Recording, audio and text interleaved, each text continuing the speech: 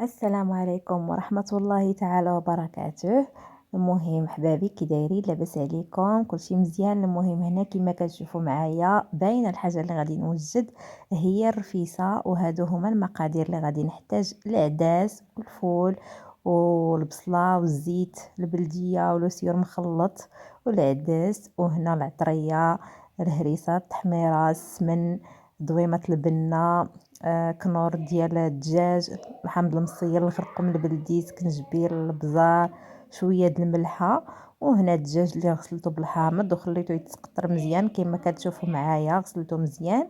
هنا في الكوكوط كندير الدجاج كما كتشوفوا معايا، ومن بعد كنزيد عليها الزيت البلديه مخلطه هي والزيت الروميه، ومن بعد كنزيد عليها وحده ديال كنور ديال ضامه البنه ديال الدجاج، من بعد دويمه الزعفران كما كتشوفوا، ومن بعد كنزيد عليها شويه ديال السمن، شويه تقريبا، المهم على حسب المذاق اللي بغيتو نتوما.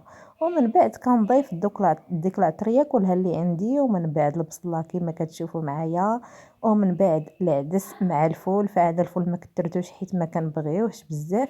ومن بعد الثومه كنديروها كما كتشوفوا معايا، كنقيها وكنغسلها وكنديرها كما كتشوفوا معايا. ومن بعد واخيرا ضفت شويه د المروزيه اللي فيها المساخن وحب الرشاد. المهم هنا المروزيه ديال الدجاج مخلطه مع راس الحانوت وكلشي، درت شويه صافي حيت صراحه مجهده هي شويه.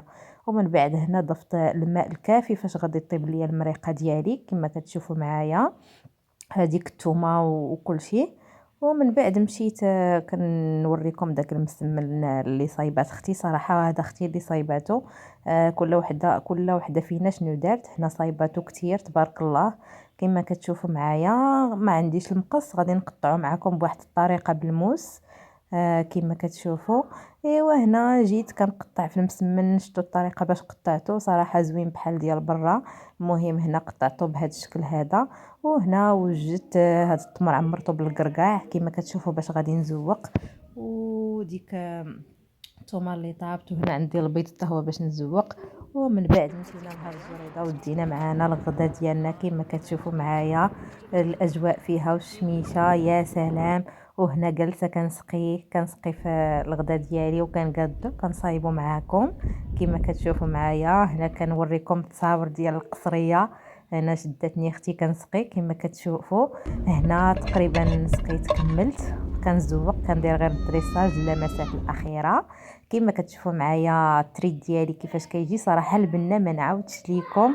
هنا العائله خالتي وبنت خالتي جالسين كناكلوا. من بعد ملي كلينا ديت بنتي تلعب شويه في الالعاب كما كتشوفوا. دابا العطله خاصنا نعطيو الوليدات الراحه التامه باش يدخلوا تاني للقرايه وهما ناشطين. المهم هنا كما كتشوفوا معايا ديت بنتي كتلعب شويه، صراحه عجبها الحال، اول مره تجرب هذه اللعبه هذه.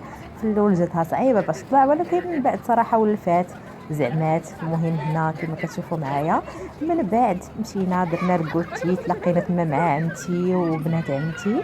المهم كنتمنى الفلوق ديالي عجبكم، الى اللقاء.